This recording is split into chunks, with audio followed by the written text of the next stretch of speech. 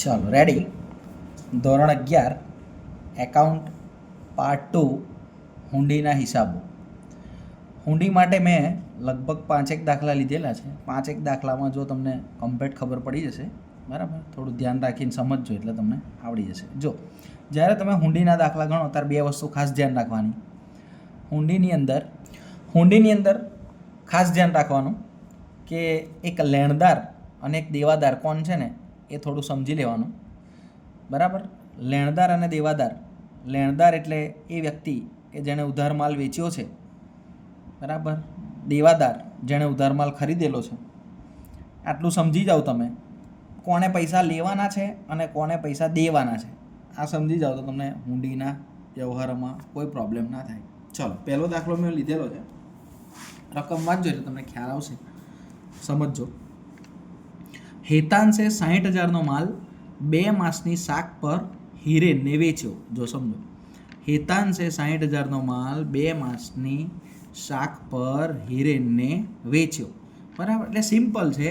હેતાંશે હિરેનને માલ વેચ્યો છે, આપણે બંનેના ચોપડે લખવાનું છે. એટલે આપણે પહેલાં હેતાંશ કોણ છે તો કે લેણદાર છે, આ 2 નક્કી કરી લેવાના, બરાબર.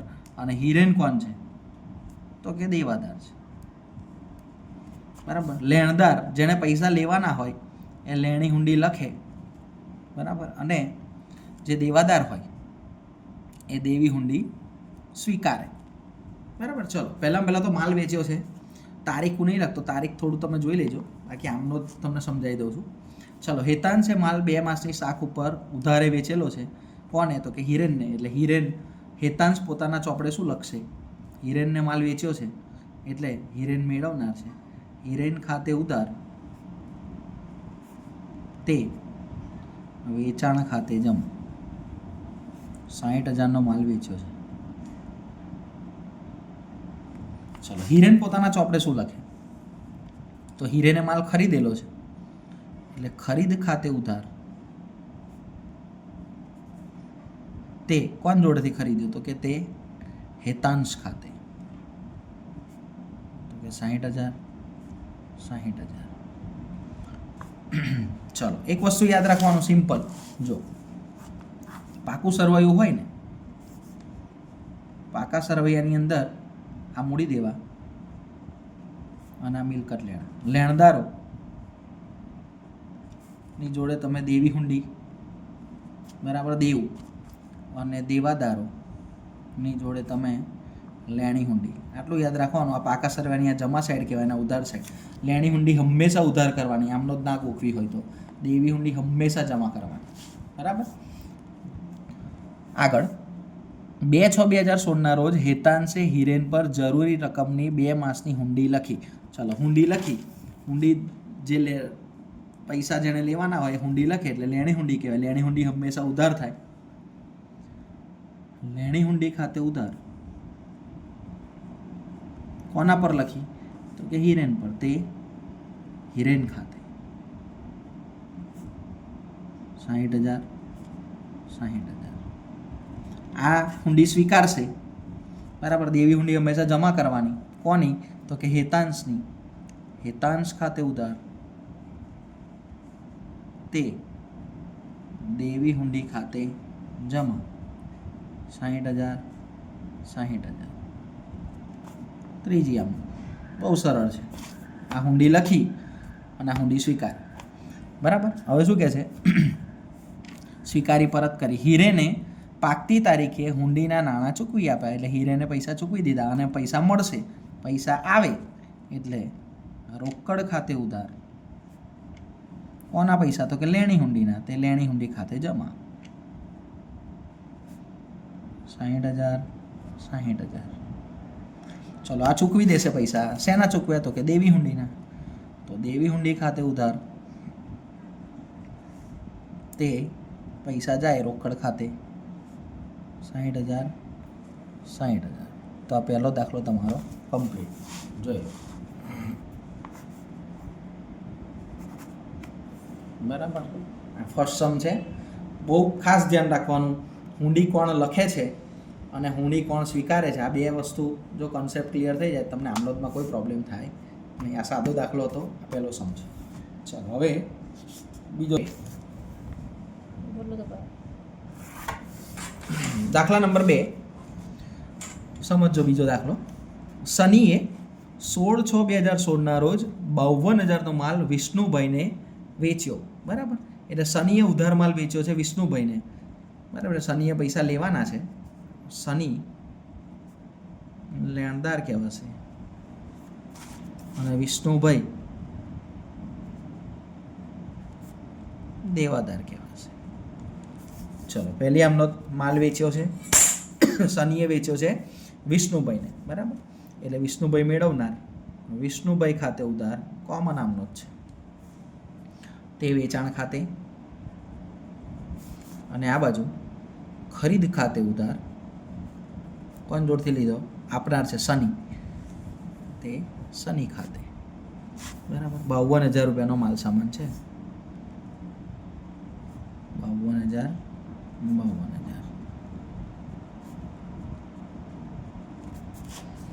બરાબર, સિમ્પલ. જેણે પૈસા લેવાના છે હુંડી લખશે, લખેલું જ છે. વિષ્ણુભાઈએ 52,000ની 3 માસની હુંડી સ્વીકારી. બરાબર, એટલે આણે લખી. ચલો, હુંડી લખી એટલે લેણી હુંડી ખાતે ઉધાર કોના પર લખી? તો કે વિષ્ણુભાઈ ખાતે.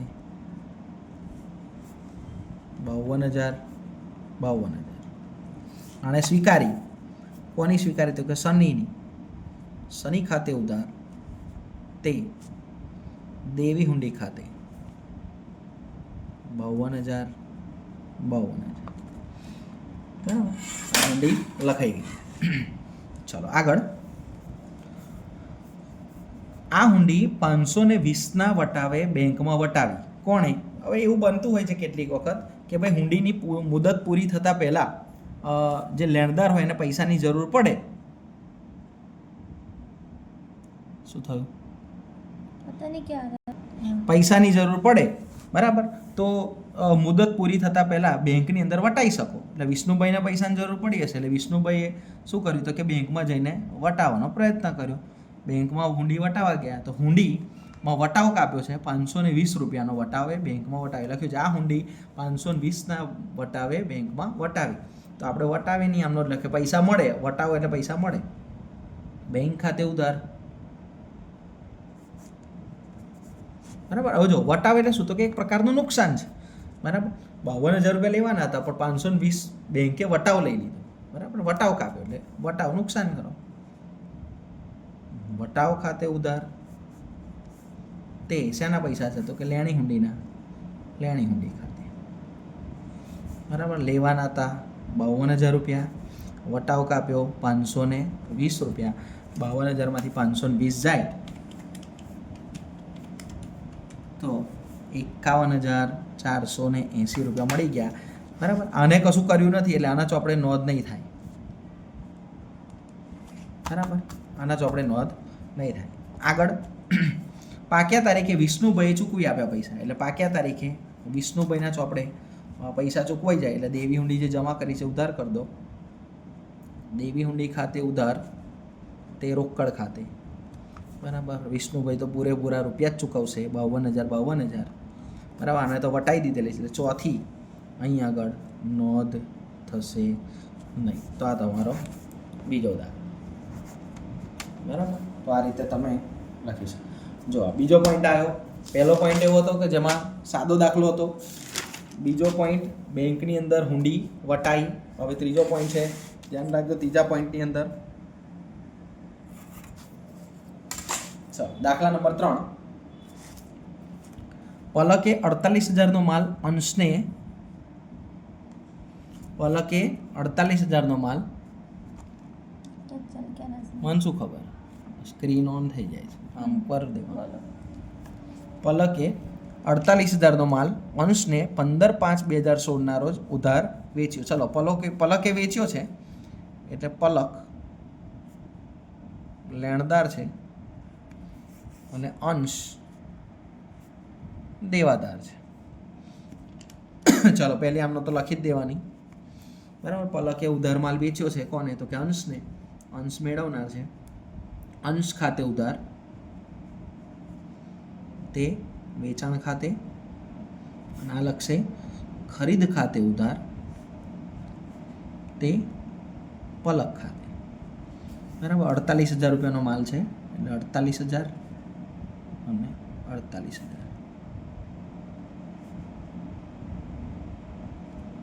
બરાબર. ચાલો, બીજી આમનોંધ છે.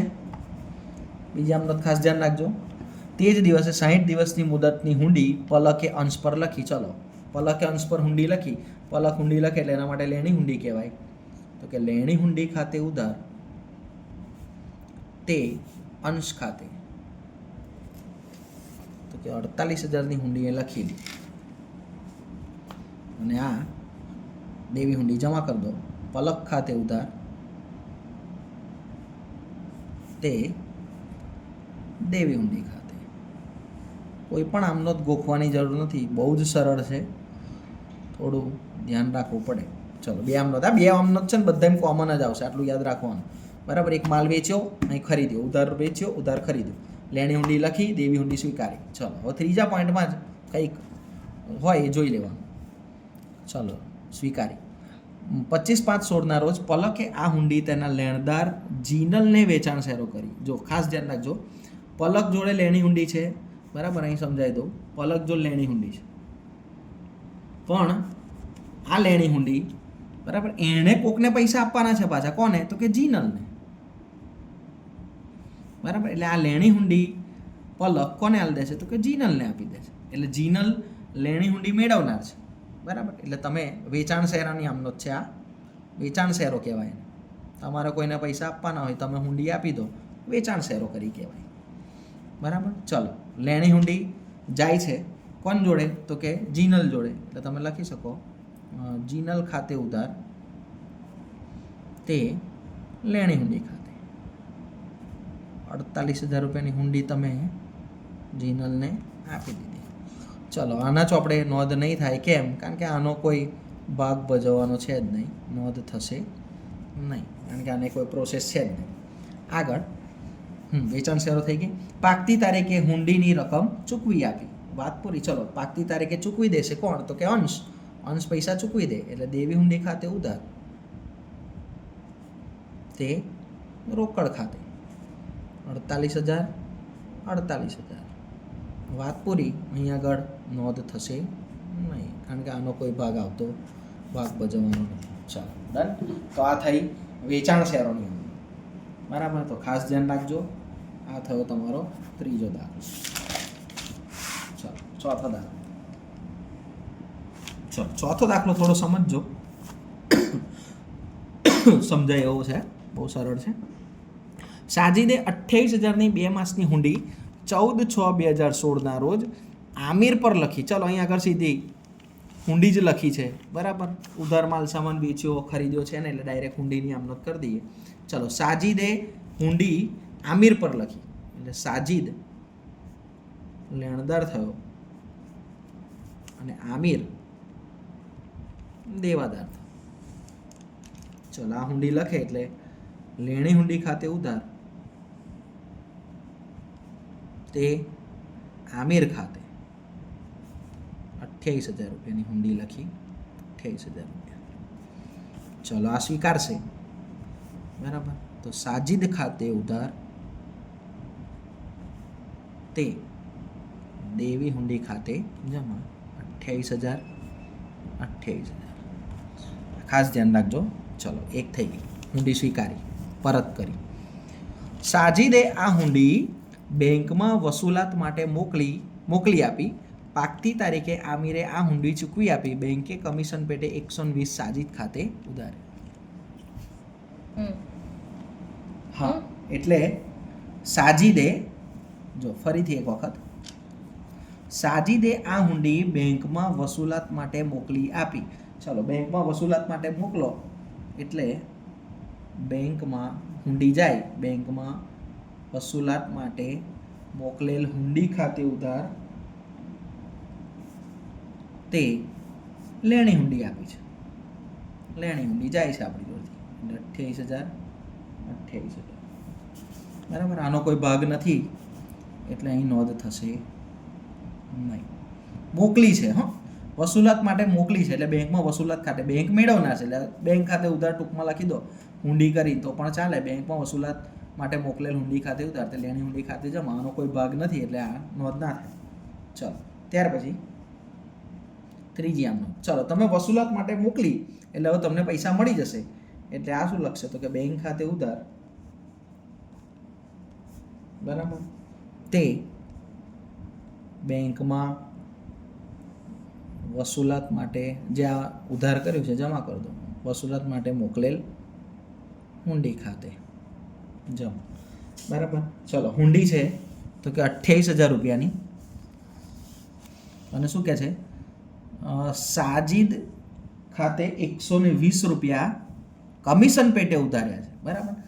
એટલે એક પ્રકારનો વટાવચ કહેવાય એમ સમજો, બેંક કમિશન ખાતે ઉધાર, બરાબર. હુંડી હતી 28,000 રૂપિયાની, 120 રૂપિયા કમિશન ઉધાર્યું એટલે તેના પૈસા મળ્યા છે 28,000 માઇનસ 120 એટલે 27,880, બરાબર. ચલો પાકતી તારીખે પૈસા ચૂકવી દીધેલા છે. આમિરે આ હુંડી ચૂકવી આપી એટલે આમિર પૈસા ચૂકવી દે તો દેવી હુંડી ખાતે ઉધાર, તે રોકડ ખાતે 28,000, બરાબર. તો આ પોઈન્ટ 9 પોઈન્ટ છે, થોડું ધ્યાન રાખવાનું, બરાબર, એટલે તમને સમજાઈ જાય. તો આ થયો વસૂલાત માટે બેંકમાં મોકલેલ હુંડી, બરાબર. આ તમારો ચોથો દાખલો. છેલ્લો અને પાંચમો દાખલો કેટલી મિનિટનો થયો? 16 મિનિટ ને, બસ વાંધો નહીં આવે. ચાલો છેલ્લો દાખલો. દશરથભાઈએ 1 લાખનો માલ આકાશને ઉધાર વેચ્યો. ચલો દશરથભાઈ લેણદાર છે જ્યારે આકાશભાઈ દેવાદાર છે, બરાબર. ચાલો નંબર 1 પહેલી આમને લખી દો. દશરથભાઈ માલ વેચ્યો છે આકાશને, આકાશ ખાતે ઉધાર, તે વેચાણ ખાતે 1 લાખ રૂપિયાનો માલ સામાન વેચ્યો. ચલો આ લખશે ખરીદ ખાતે ઉધાર, તે દશરથભાઈ ખાતે 1 લાખ. ઓકે. ચલો હુંડી લખી, 3 માસની હુંડી લખેલી છે. ચલો બીજી આમનો હુંડી લખો એટલે લેણી હુંડી ખાતે ઉધાર, લગભગ આમનો કોમન જ આવે, તે આકાશ પર લખી, આકાશ ખાતે 1 લાખ, 1 લાખ, બરાબર. આ સ્વીકારશે, બરાબર. એટલે દેવી હુંડી જમા કરી દો તમે. બીજી આમ દશરથભાઈ ખાતે ઉધાર, તે દેવી હુંડી ખાતે 1 લાખ, 1 લાખ. ચલો અહીં સુધી ક્લિયર. લખીને આકાશે પરત કરી. ચલો પાકતી તારીખે આકાશ નાણાં ચૂકવી શક્યો નહીં. જો આ કહેવાય હુંડી નકરામણી, હુંડી નકરાઈ. પાકતી તારીખે આકાશ પૈસા ચૂકવી ના શક્યો, બરાબર. એટલે નકરામણી ખર્ચ પેટે દશરથભાઈએ 910 રૂપિયા રોકડા ચૂકવ્યા, બરાબર. જો ખાસ ધ્યાન રાખજો, ત્રીજી આમનો ધ્યાન. પાકતી તારીખે આકાશ પૈસા ના ચૂકવી શક્યો, બરાબર. એટલે આકાશ તમારો દેવાદાર જ કહેવાય. લખવાનું આકાશ ખાતે ઉધાર, બરાબર. દશરથભાઈએ નકરામણી ખર્ચ 910 રૂપિયા ચૂકવ્યો રોકડેથી, તે રોકડ ખાતે, તે લેણી હુંડી ખાતે, લેણી હુંડી 1 લાખ રૂપિયાની, બરાબર. નકરામણી ખર્ચ 910 રૂપિયા એટલે આકાશભાઈ જોડે તમારે લેવાના થયા 1,910,000, બરાબર. ચાલો પાકતી તારીખે આ પૈસા નહીં ચૂકવી શક્યો, બરાબર. એટલે આના ચોપડે શું આમનો થશે તો એ પણ ધ્યાન રાખજો. તો કે દેવી હુંડી ખાતે ઉધાર, બરાબર. આ નકરામણી ખર્ચ તમારે ઉધાર કરવો પડશે, નકરામણી ખર્ચ ખાતે ઉધાર, તે